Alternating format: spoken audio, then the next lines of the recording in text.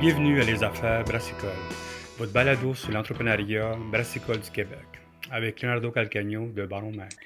Salut Léo, merci de l'invitation. Mon nom c'est Francis Boisvert, propriétaire brasseur à la microbrasserie Le Presbytère, qui est située à Saint-Stanislas en Mauricie. Excellent, merci beaucoup Francis. On se connaît à cause que vous avez participé dans notre deuxième livre. Yes. Et j'avais jamais eu la chance d'aller vous visiter. Puis j'ai eu la chance de vous visiter dans votre coin, c'était vraiment beau. Puis c'est ça, le but vraiment, c'est de comprendre un peu votre brasserie, savoir quelle sorte de brasserie vous êtes, vos installations, tout ça. So, pour commencer, c'est quoi, quelle sorte de brasserie vous êtes? OK. Ben, premièrement, on est une brasserie artisanale. Donc, tout se fait ici, même nos lieux. On ne fait pas de distribution, donc c'est consommation sur place. Mais je te dirais que ça fait longtemps qu'on est dans le milieu, qu'on touche de près ou de loin au milieu brassicole. Écoute, j'ai pas loin de 50 ans, fait que c'est pas d'hier que dans le milieu de la restauration. Écoute, moi, j'ai été élevé là-dedans. Ma mère avait un service de traiteur depuis 86. Et en 98, mon épouse et moi, ben, on a fait l'acquisition du service de traiteur.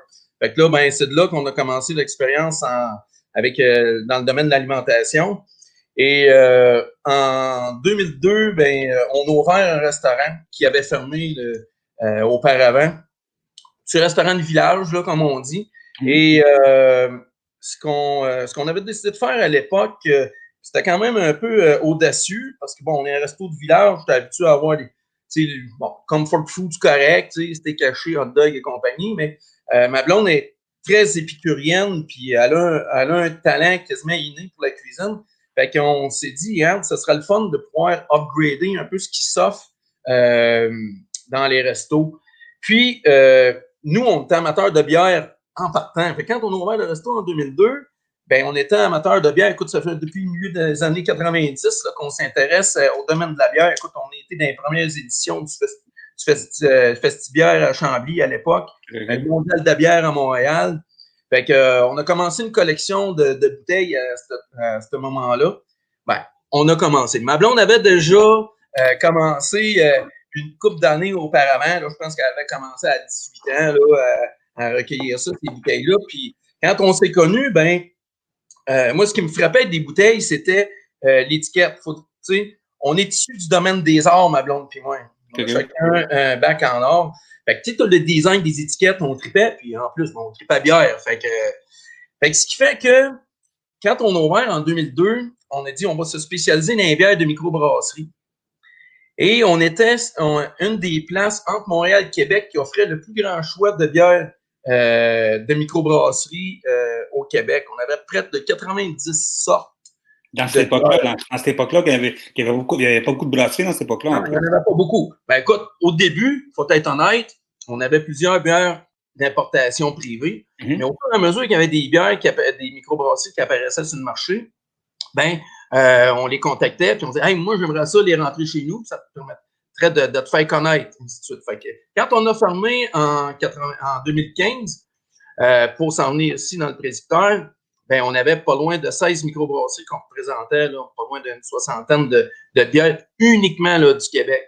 Fait que quand on regarde tout ce cheminement-là, ben, pendant qu'on était dans notre ancien resto, ben, il y a plusieurs personnes qui nous disaient, hey, ça te tente pas de commencer à brasser de la bière, toi, Francis? Mais ça, tu connais ça pas mal, t'en parles, puis t'aimes ça, puis tu le quittes. À l'époque, ça m'intéressait moins. Il faut dire qu'il n'y avait pas de place pour faire ça. Mais à un moment donné, ben, on a eu une occasion on a eu une occasion de pouvoir agrandir le restaurant, notre ancien resto, puis bon, ça n'a pas marché là, pour différentes raisons. Les coûts de faux septiques étaient exorbitants, ça n'avait pas d'allure. Puis aussi, il y avait la possibilité d'un nouveau pont qui était pour être construit pour traverser la rivière Bertican. On est sur le bord de la rivière Bertican. L'ancien pont était désuet. Fait que là, ça faisait longtemps qu'il parlait de le changer, mais là, ça devenait de plus en plus concret. Fait que voyant ça, ben là, on était incertain du trajet. Puis si un des scénarios s'avérait positif, ben écoute, on se ramassait dans un quartier résidentiel. Là. Fait qu'on n'avait plus de visibilité. Fait qu'à l'époque, le maire qui était en fonction, nous parle, hey, ça ne te tente pas de traverser plus du côté village? Et il nous a proposé peut-être de venir voir le presbytère, parce que la fabrique cherchait à louer les espaces ici. Fait que on a contacté la fabrique, on est venu voir ça, la faisabilité, et ça fait un clic. Là. Parce que d'un, moi, je suis natif ici de Saint-Stan. OK. Le presbytère, d'un, jamais dans 100 ans que tu m'aurais dit qu'un jour, j'aurais pu être propriétaire de ce bâtiment-là, parce que c'est vraiment une architecture là, qui est hallucinante. Là. Ah, c'est vraiment beau. C'est vraiment beau. Les quatre bâtiments, d'ailleurs, qui composent le centre du village, sont tous un peu de la même époque, tous faits de la même structure, des grosses pierres. Donc, autant l'église de presbytère, la petite école maintenant, qui est un pensionnat pour les gars, et le couvent pour les filles à côté, qui est maintenant une pharmacie, puis un bureau de médecin. Fait qu'on a acquis le presbytère, puis en 2015, ça a pris 2 ans et demi là, faire toutes les démarches là, avec la fabrique, les VHC, les convaincre qu'on n'était pas des tout croches, là, puis qu'on était pour en prendre soin en même temps. Puis surtout quand tu lui dis, écoute, je vais instaurer une microbrasserie. Parce que là, on s'est dit, écoute, tant qu'à traverser puis avoir un bel espace de même, là, let's go, on pourrait enclencher le processus là, de microbrasserie à l'intérieur. Parce que oui, c'est le fun de la bouffe, le restaurant, mais si on veut attirer une autre clientèle, puis d'ailleurs, c'est ça un peu qui nous souffle les fesses aujourd'hui, là. Le fait qu'on soit les deux, mais il y a quand même un gros buzz, là, c'est les microbrasseries. Fait qu'en 2015, on a finalement signé l'acte d'achat, puis on a travaillé pendant 1 an de temps pour rénover là, le presbytère. On a tout fait ça, ma blonde puis moi. Mon père il s'est investi énormément. Il était à la retraite là, du milieu de la construction. On a une couple de chums là, qui sont venus nous donner un petit peu une couple de journées là, de bénévolat là-dedans. Mais écoute, c'est toutes nous autres qui a fait là, de A à Z, là, déco. Puis, regarde, on en tire une fierté aussi là, avec ça. Là, fait que, en 2016, 1 an, jour pour jour, on ouvrait les portes pour se lancer dans cette belle aventure de la microbrasserie. Et là, regarde, ça va faire bientôt 4 ans et demi. En 2021, en octobre 2021, on va fêter notre 5e anniversaire déjà. Excellent.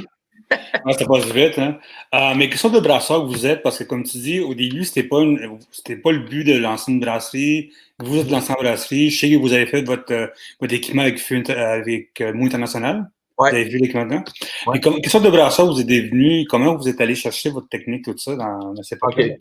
Regarde, premièrement, nous, on a un kit de brassage qui est de 2 BBL, donc on brasse 250 litres, on est artisanal. Faut dire, comme je t'ai dit tantôt, moi, avec toute l'expérience au niveau entrepreneurial que j'ai, quand on a fait le move dans le presbytère, mon but, c'était pas de m'égorger pour les 30 prochaines années. Tu sais, à un moment donné, il va falloir penser à la retraite aussi, mais puis on est dans un village de pas tout à fait 1100 personnes. On s'entend que la population, c'est pas comme si on est dans un grand centre. Fait que moi, mon objectif, c'était d'y aller tranquillement. De commencer avec une base, un plus petit équipement qui était pour suffire aux besoins de la brasserie. Puis par la suite, tout dépendant de l'évolution ou de la demande, c'est plus facile de grossir ou d'aller voir les institutions financières puis de pouvoir upgrader ton équipement. Puis, en bout de ligne, écoute, à la fin du mois, tu dors bien aussi quand tu sais que tu n'es pas égorgé là, sur un amoncellement là, de prêts puis que là, faut que tu payes. Fait que là, moi, j'ai décidé de commencer plus petit, d'où le fait que Sylvain Chaumont, là, de Mou International, m'a fait mon équipement. Et ce qu'on est devenu, j'avais commencé, quand on a commencé à s'intéresser au projet de la microbrasserie, j'avais commencé à brasser maison. Puis, il y en a plusieurs qui m'ont suggéré, écoute, Francis, va faire des cours, ça va t'aider, puis surtout pour avoir un permis. C'est beau brasser maison. Fait que je suis allé faire un cours avec Michel Gauthier, qui est quand même là, une des sommités dans le milieu brassicole là, au Québec. Puis, par la suite, moi, j'ai engagé Michel pour m'aider à faire mon start-up de la brasserie. Puis, ça s'est avéré un choix très, très, très judicieux parce que, écoute, la compétence de Michel, on la connaît. Puis, ça m'a aidé ben gros à faire le step entre le brasseur maison, qui, bon, OK, c'est le fun, on élabore nos recettes, mais quand tu tombes dans un kit plus professionnel, ben là, tu upgrades toutes tes techniques par la suite. Puis, j'étais assez stiff sur assez pointilleux sur tous les petits détails aussi. Là, fait que, on a élaboré nos recettes. Au départ, ben écoute, on pensait faire à peu près 4-5 bières, un peu plus conventionnelles, classiques pour le pub. Parce qu'on a 11 lignes de fût ici au pub. Puis là, ben, on me dit, bon, 4-5 lignes, ça va être correct. Là, j'aurai des bières invitées, tu sais. Parce qu'on avait eu des bières invitées au début avant qu'on lance la brasserie. Puis quand on a ouvert en 2016, c'était juste la section resto. On n'avait pas toutes l'équipement n'était pas tout rentré. On attendait les permis par la suite. Donc, on a lancé nos bières 10 mois plus tard. Mais pendant ce temps-là, c'était quand même cool parce que avec les bières invitées, ben, ça nous a permis de saisir un peu quel genre de bière fonctionnait le plus. Fait que, puis là, ben, c'est ça, comme je disais tantôt, avec 4 à 5 bières qu'on devait faire, le reste devait être des bières invitées. Mais on s'est rendu compte que les bières invitées, malgré le fait qu'on avait des super canons là, comme bière, c'était les notes qui fonctionnaient. Okay. Fait que là, ben, j'ai décidé d'augmenter un peu plus la production, puis rentrer les 11 lignes qui maintenant sont de nos bières. Fait que c'est des bières, ce qu'on brasse, là, grosso modo, c'est qu'on brasse des bières, bon, on n'a pas le choix, on a des bières classiques, là, bière blonde, bière rousse facile, blanche, stout, on passe par le côté des fameuses IPA. Mais par la suite, ben, tu sais, avec toute l'expérience que tu prends comme brassage, l'approfondissement des techniques que tu acquiers et tout, ben, tu es en mesure de pouvoir donner un peu plus de style à tes bières. Puis de oser aussi davantage. Parce que là, tu comprends ton kit de brassage, tu comprends tout ton fonctionnement. Fait que là, c'est let's go, buddy, on clenche ça. Fait qu'aujourd'hui, ben, on est bien fait parce qu'on a comme 3 lignes de bière, je pourrais dire, qu'on peut offrir aux gens. Comme j'ai mentionné, les lignes les bières classiques, un peu plus traditionnelles, mais aussi les bières forestières. Okay, c'est quoi ça? On travaille beaucoup avec les produits forestiers. Ma blonde en cuisine ici est quand même reconnue pour sa cuisine. Travailler avec les produits forestiers, les champignons sauvages. Okay. Donc, nous, on intègre ça. Bon, il faut dire qu'elle est inspirante pour moi parce qu'elle travaille beaucoup en cuisine avec ça. Et moi, j'essaie de m'amener, j'ai une idée, je pourrais intégrer ça dans mes bières. Par exemple, le chénopode blanc, ce qu'on appelle le chou gras. Écoute, c'est une mauvaise herbe. Ben, peut-être une bière avec ça, tu sais. On n'a qu'à penser, mettons, l'épinette, les aiguilles d'épinette, de sapin, le pain, du tuya. Ben, on travaille avec ça. J'ai une session IP actuellement forestière. Écoute, ça goûte le conifère. Là. C'est bien balancé avec le houblon puis le conifère. Les champignons sauvages, on a fait des bières avec ça. Fait qu'il y a de plus en plus de produits que l'on connaît pas, mais qu'on commence à connaître. Puis ma blonde, ben, tu sais, CA de la CPFNL, tu sais, qui est pour la commercialisation des produits forestiers non ligneux. Donc, c'est cool. On a la chance de rencontrer plein de monde là-dedans, donner des idées. Fait que, on intègre ça. Fait que là, c'est là notre lignée de bière un peu plus qu'on appelle forestière. Là. Belle demande. C'est des belles découvertes qu'on peut faire, là, tu sais, à ce niveau-là. Puis, ben, dernièrement, ben, avec le COVID, ben là, c'est sûr qu'on a moins on sort un peu moins de choses, puis on est moins accaparé, je pourrais dire, là. C'est pas un bon mot, accaparé, là. Les clients nous accaparent pas, là. Mais on est plus restreint, je pourrais dire, là, dans notre temps. On a développé une ligne de bière qu'on appelle Old School, qui rend hommage au band metal sur qui on tripe.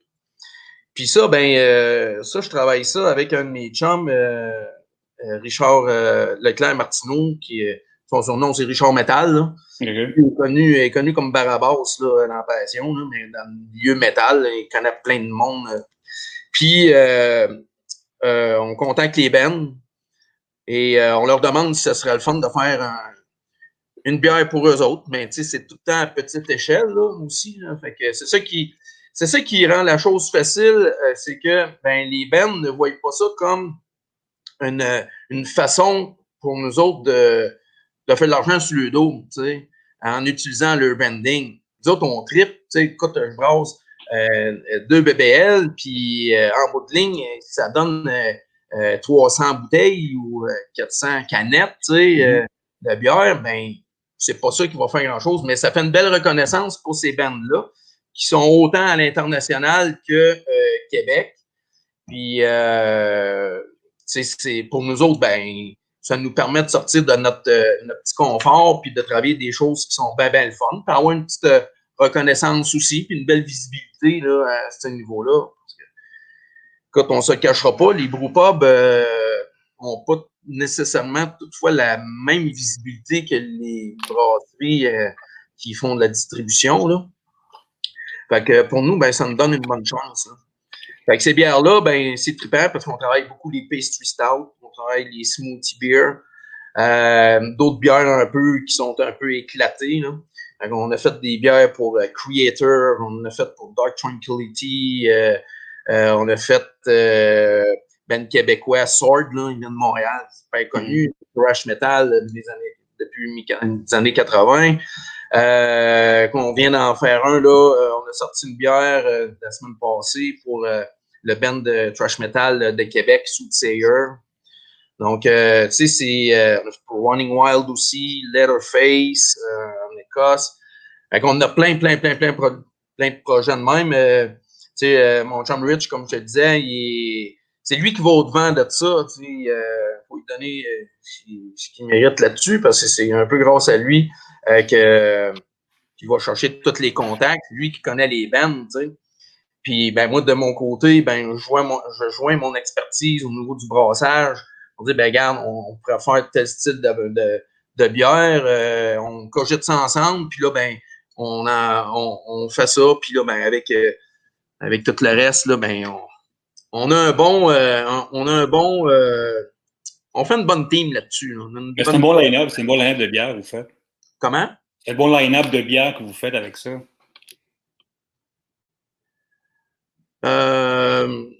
Merde, j'ai pas compris la question. C'est un bon line-up de bière que vous avez fait. Ouais, c'est ça, excuse, c'est parce qu'il y a eu comme un peu de choses qui m'ont dérangé. Mais, écoute, comme je disais, il y a autant des bands qui sont connus, qui sont toujours actifs. Il y en a qui n'existent plus nécessairement, donc on va continuer à les écouter, mais on dirait que ça recrée une flamme en même temps chez ces bandes-là, tu sais. Puis une fierté de dire, regarde, hey, on vous a pas oublié, guys, là, tu sais. C'est ça qui est le fun. Fait que, m'a dit que le line-up, là, faudra pas choisir dans la tête à mon chum Rich, parce que d'après moi, il est long pas mal, là. Fait que, tu sais, c'est comme je disais, on a un peu plus de temps aujourd'hui pour le faire, parce que bon, tu sais que notre grande production en temps habituel passe au pub, mais là, vu qu'on n'a plus de monde au pub, tu sais, on fait ça. Puis, tu sais, ça nous permet de pouvoir continuer d'être sur la map, là, si on veut. Puis comment ça a été la stratégie de ça? Est-ce que le monde a beaucoup aimé ça? Je sais que j'ai eu quelques feedbacks de ça, du monde qui ont trippé sur la voie des bières comme ça. Mais selon toi, pour ta business, est-ce que ça a été un succès de d'estime ou un succès financier intéressant? Écoute, c'est sûr que à la base, on fait ça parce qu'on tripe, tu sais, en petite quantité. On ne deviendra pas millionnaire avec ça, là. On ne se le cachera pas. Mais c'est plus pour le trip. Puis en même temps, la reconnaissance. Tu sais, la visibilité. C'est surtout ça, parce que ce qui est vraiment trippant avec ces styles de bière-là, c'est que tu sais, tu vas avoir autant le geek de bière qui va vouloir se procurer cette bière-là parce que tu as fait un pastry stout à 11%, puis là, ben, il est curieux de savoir qu'est-ce que ça goûte. Puis là, ben, à un moment donné, il a entendu parler que son chum, il l'a pris, puis que là, il trippe, etc. Fait que tu as le geek de bière conjoint, puis de l'autre côté, tu as l'amateur de métal qui, lui, il se fout un peu de qu'est-ce qu'il y a comme liquide dans la bouteille, mais lui, il envoie la bouteille pour l'étiquette, tu sais. Puis par le fait même, ben, il goûte à la bière, puis ça lui permet de comprendre le style, de savoir qu'est-ce que ça goûte, par exemple, un peu stout ou un smoothie. Il y en a qui aiment, il y en a qui aiment moins, mais à date, je peux dire, ces ratings qu'on a comme sur une tap, là, ça booste pas mal. Là. On est pas mal content là, de ça. Là. Comme je dis, quand on s'est parlé la première fois, je me suis tant dit pourquoi il n'y avait pas plus de monde qui faisait ça. Parce que j'avais connu la gang des Trous du Diable qui avait fait une série de bières avec des bandes de métal. Il y avait une brasserie à Montréal, je ne sais plus quoi le nom, sur l'Ontario, qui avait fait la même chose. Puis en plus, on voit beaucoup le métal de plus en plus embarqué dans la bière. Tu sais, quand tu parles avec du monde comme Vox and Hop, le podcast, ou tu parles du monde comme Moutoid à Montréal, c'est un band métalleux qui font de la bière. Puis je sais qu'il y a une nouvelle brasserie que je ne me rappelle plus le nom, c'est un gars qui fait du death metal, tu sais. Puis c'est comme vraiment, il y a un monde là-dessus. Il y avait même Voivod qui avait eu sa bière pendant beaucoup de temps, je me rappelle de ça. Mais en dehors de ça, comment vous faites pour le mettre ensemble, le métal, puis le design, puis la bière qui va ensemble? Comment fonctionne le trio quand vous sortez une bière? Ouais. Ben écoute, faut dire qu'à la base, comme je t'ai dit tantôt, c'est Richard, mon comparse, là, dans cette belle aventure-là, qui est plus le geek là, de métal. Tu sais, moi, je tripe métal depuis longtemps, sauf que j'ai pas les relations avec les bands. Tu sais, lui, il a fait le tour du monde, là, il a vu des shows à pelleter, là, tu sais, ça se dénombre même plus le nombre de shows. Il est intimement lié avec des membres de band, tu sais. Fait que ça, lui, il fait beaucoup l'approche de ce côté-là, tu sais. Okay. Puis c'est pour ça qu'on fait pas on fera pas une bière d'un band métal sans avoir leur autorisation. Ben, c'est sûr. Hein. Ça, c'est bien important. Et en même temps, ben lui, vu qu'il y a ces liens-là, ben c'est trippant parce que les bands, ben comme je disais tantôt, ben ils trouvent ça le fun, ça leur fait comme un tic là-dessus. Puis moi, de mon côté, ben je vais travailler plus les recettes de bière. Mettons, je sais pas, on cogite là-dessus, puis ça serait cool de faire un pastry stout. Comme là, dernièrement, pour Soothsayer, on a fait un style qui n'existe pas. Là. Dans le fond, on a fait un hybride entre une Cascadian Dark Ale puis une Pale Ale américaine. Okay, ouais. Donc, ça donne un côté houblonné, mais sans le côté trop maltais, torréfié de la bière, même si la bière est noire. Fait que, tu sais, on essaie d'amener quelque chose qui va intéresser les geeks de bière. Hey, c'est quoi ça, cette patente-là, tu sais? Puis, en même temps, le band. Tout ce qui s'appelle design de l'étiquette, c'est la blonde à Richard, qui est Marcia Samael, qui est une Brésilienne qui réside en Irlande actuellement. Et elle est graphiste de formation. Fait que c'est elle qui va travailler les étiquettes. Fait que souvent, on va faire des petites modifications sur les étiquettes. On va partir d'une pochette, bien souvent, sur laquelle on va rendre hommage, mettons, au band, si on rend hommage au 30e album 30e anniversaire de l'album de Creator, par exemple, comme Off Soul, on va travailler avec ça. Puis on va emmener un petit côté là, personnel à l'étiquette. Fait que, Marcia, elle travaille sur les étiquettes de ce côté-là. Pour la série old school, évidemment. Pour les séries un peu plus classiques, ben là, ce qui est trippant, ben, c'est que nous, on a nos enfants, ma blonde puis moi, qui sont rendus un peu plus vieux. Ils s'impliquent énormément dans la brasserie. Tu sais, on en a deux qui viennent de finir leurs études dans le milieu de l'alimentation. Tu sais. Okay. Et j'ai un de mes gars qui est assez doué au niveau conception. Fait que là, lui, il commence tranquillement à travailler sur les labels, les étiquettes pour nos séries classiques là, au presbytère. OK. Est-ce que vous pensez faire une petite caisse métal, disons un pack de 12 dans le ballon avec tout ce que vous avez fait? Est-ce que vous avez une stratégie en arrière de ça? Ben non, ça malheureusement, ça sera pas possible parce que les bières que l'on brasse sont éphémères. Une fois qu'on l'a brassé, ben c'est fini. On passe à d'autres choses.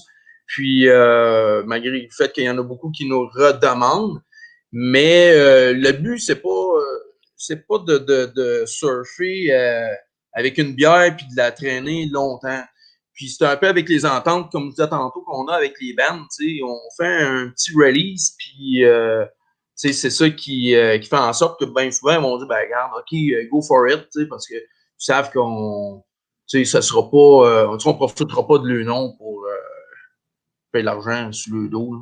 OK. C'est sûr que c'est one shot. Souvent, on va faire, par contre, juste pour ce que tu me dis, sans faire, mettons, des caisses de ce qu'on a fait jusqu'à présent, des fois, on va faire des releases de 2-3 bières, puis en même temps. Fait qui fait que les gens vont pouvoir se procurer peut-être 2 ou 3 produits des bands qu'on a lancés en même temps. OK. Ouais, parce que c'est surtout disponible ici au presbytère, là, dans la grande majorité du temps. On descend à Québec, à Montréal, puis ceux qui nous ont commandé, là. Mais on descend pas à Montréal tous les semaines.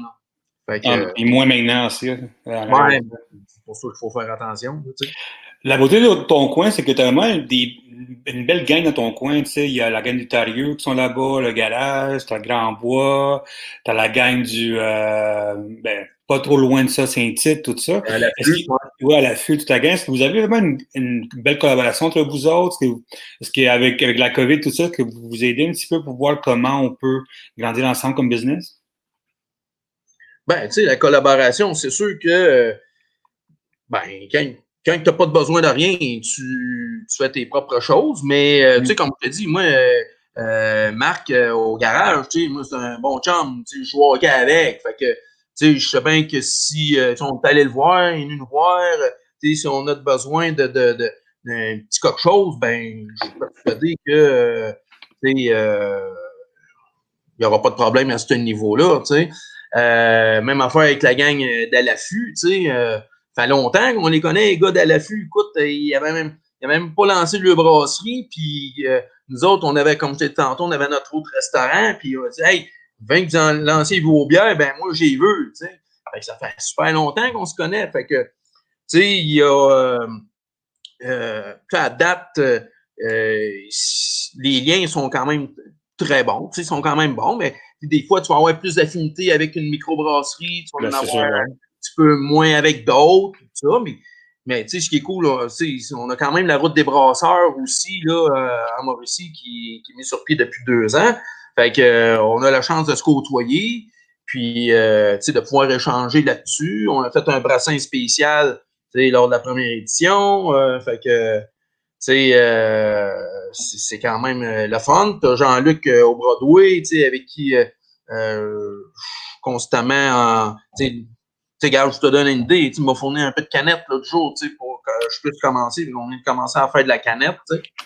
On a profité de la COVID pour ça, mais tu sais, il m'a vendu une coupe de canettes, tu sais, fait qu'il m'a donné un coup de main là-dessus. Fait que, comme je disais, oui, ça va bien, là, certain. Ça va, tu sais. Est-ce que vous en cannez directement chez vous ou ailleurs? Non, ben écoute, moi je fais de la canette sur place ici, comme si c'était un genre de crawler. Tu sais, OK. Comment la... tu sais, je veux pas rentrer là, dans dans la distribution, tout ça, là, mais ah oui, ça me fait penser, on a fait une belle collabo, tu sais, avec le temps d'une pinte à l'automne passé, là, fait que, tu sais, j'étais en train de les oublier, mais là, au moins, en passant, ça, c'était vraiment nice parce que quand on parlait des bières dites forestières, ben, c'était dans le cadre de Le festival des champignons, disons. le rendez-vous gastronomique, tu sais, forestier, le rendez-vous Nico, là. On a fait ça, cette bière-là, c'était vraiment nice, là. Fait que, comme je disais, ben, nous, on fait de la canette. C'est pas pour être présent, là, dans les dépanneurs, dans les épiceries, à gauche par droite. Écoute bien, là, j'ai pas, tu sais, j'ai pas l'aspiration d'être comme une grosse brasserie, tout ça, c'est vraiment très localisé. C'est ça, tu sais, j'ai pas la production de un pour ça. De deux, ben, j'aspire pas à ça. Moi, j'étais un brewpub. On a choisi d'être un modèle brewpub. C'est trippant d'être avec un brewpub. Mais d'un autre côté, quand ils nous ont autorisé à faire autre chose que des cruchons, ben, écoute, avec la canette, ben, il commence à être temps, là, on puisse le faire. Parce que moi, je me suis rendu compte que depuis que j'ai lancé la canette à la fin novembre, ben, je vends 10 fois moins de cruchons. Tu sais, c'est plus accessible. Tu sais, fait que là, je le vends ici, mes canettes, j'en canne ça ici. C'est de manière artisanale. Pour ça qu'on fait quand même des petits brassins. Puis, tu sais, je te dis pas que l'épicerie du coin, le village à côté, tu sais, je dis pas non, mais c'est pas le but, là, de faire c'est vraiment de l'achat local, puis le monde faut qu'il se déplace chez vous. OK, excellent. Ah ouais, mais écoute, nous autres, c'est ça, quand on a acheté le presbytère en même temps, mais le projet du brewpub nous intéressait davantage parce qu'on s'est dit, écoute, on a un monument là, qui date de 1872. Quand même, écoute, l'année prochaine, ça va faire 150 ans. Là. C'est une super belle architecture. On a travaillé à l'intérieur pour emmener un cachet qui était vraiment trippant. Fait qu'on s'est dit, on veut faire profiter le monde de tout ça, tu sais. Hey, il y a du monde là, de la municipalité qui n'avait jamais vu là, les espaces, là, les locaux du presbytère. Ben, c'est normal, parce que souvent, quand tu rentrais dans un presbytère, tu avais accès juste au bureau du curé ou de la secrétaire, tu sais. Mais de voir tout le reste. Fait que c'est une manière pour nous autres, comme un peu de redonner à la population, tu sais, ce qu'ils ont toujours quasiment payé pour, hein, tu sais. Fait que c'est tout. Puis en même temps, comme je disais tantôt avec ma blonde qui fait la cuisine, ben, on est spécialisé de plus en plus dans les produits forestiers, ben, on veut être reconnu là-dessus. Fait que le monde vient chez nous, prendre une bonne bouffe, peuvent déguster de la bière, soit acheter de la bière seule ou manger. C'est une belle combinaison là, ensemble. Qu'est-ce qui s'en vient dans pas long avec la nouvelle? On sait que cette année, ça va être une année un peu difficile encore. Qu'est-ce qui s'en vient pour vous autres cette année? C'est quoi vos plans cette année déjà? À part faire continuer la série de bières métal, tout ça, mais qu'est-ce qui s'en vient? Ben écoute, c'est sûr que je suis pas original, là, mais on va surfer quand même encore là-dessus, là, sur la série old school, là, les bandes métal, parce qu'il y a quand même un bon potentiel à faire là-dessus. C'est sûr qu'avec le confinement, ça nous a porté à réfléchir aussi sur bien des petites choses, tu sais, sur l'organisation de du fonctionnement de notre business. Tu sais que là, on marche en take-out, en livraison, tu sais, pas le choix, mais tu sais, ça va quand même bien de ce côté-là. L'instauration d'une plateforme de commande en ligne, tu sais. Okay. Mais on veut focusser davantage sur le côté hébergement aussi. Parce qu'on a fait l'acquisition d'un bâtiment, encore une fois, quasiment historique, une belle maison victorienne qui est un peu en diagonale avec le presbytère. Écoute, c'est l'autre bord de la rue, là. 30 secondes, on allait à pied. Et on veut focusser beaucoup sur le côté hébergement. Donc, offrir des forfaits aux gens dans notre coin, travailler beaucoup l'agroalimentaire, l'agrotourisme. Donc, les gens viennent nous visiter, découvrent notre petit coin de pays en Mauricie, à Saint-Stan. Écoute, on a le parc de la Rivière-Batiscan, qui est quand même aussi un parc régional qui est de plus en plus connu. Beau sentier de vélo à l'intérieur de ça, Via Ferrata, arbre en arbre, toutes les chutes, premier barrage hydroélectrique. Focuser là-dessus, du tourisme, faire en sorte que notre brasserie puisse bénéficier de ça. L'hébergement, puis par la suite, regarde, On est, tu sais, microbrasserie, moi, je vois ça comme un peu comme une espèce de pieuvre où est-ce que tes tentacules s'extendent vers d'autres commerces qui travaillent l'agroalimentaire, là, tu sais, ou côté artisanal. Fait qu'on encourage déjà à la base beaucoup, beaucoup, beaucoup ça. Nous, on est spécialisé là-dedans, je pourrais dire, là, travailler avec le local. Fait que ça va être de développer ça au cours des prochains mois, des prochaines années. On avait déjà commencé avant que le COVID nous frappe au mois de mars l'année passée. Ça nous a mis un break, là, c'est sûr. Écoute, pas le temps des investissements, là, je crois, pour l'instant. Mais on s'enligne pas mal là-dessus, là, je te dirais. Là. Ben, excellent. Écoute, merci beaucoup encore pour ton temps. Écoute, ça fait plaisir. On avait eu encore pour 1 heure à parler. Je sais, tu as plein de sujets intéressants. Mais écoute, merci encore. Allez visiter votre brasserie, bien sûr.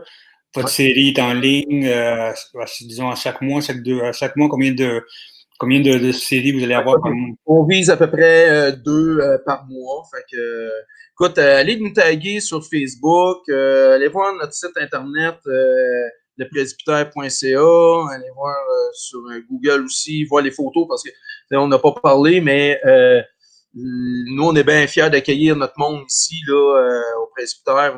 On a quand même un look assez le fun. On a une collection de bouteilles d'au-dessus de 5000 bouteilles. Là, j'ai vu, ouais.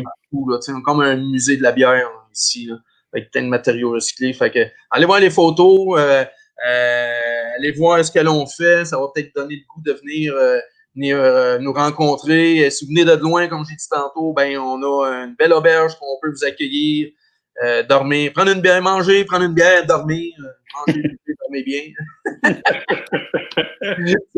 Fait qu'on on a un beau kit complet pour satisfaire là, les gens. Puis, ce qui est trippant aussi, c'est qu'on est à 1 heure de 1 heure de Québec, 2 heures de Montréal. C'est quand même pas trop loin. Fait que c'est une belle fin de semaine pour passer dans le coin pour découvrir aussi d'autres brasseries, toi, vous autres, toute la gang. C'est un bon lien pour aller voir tout le monde. On est tous prêts, là, fait que, tu sais, à 10-15 minutes là, en auto, là, proche un de l'autre, là, fait que ça vaut vraiment la peine.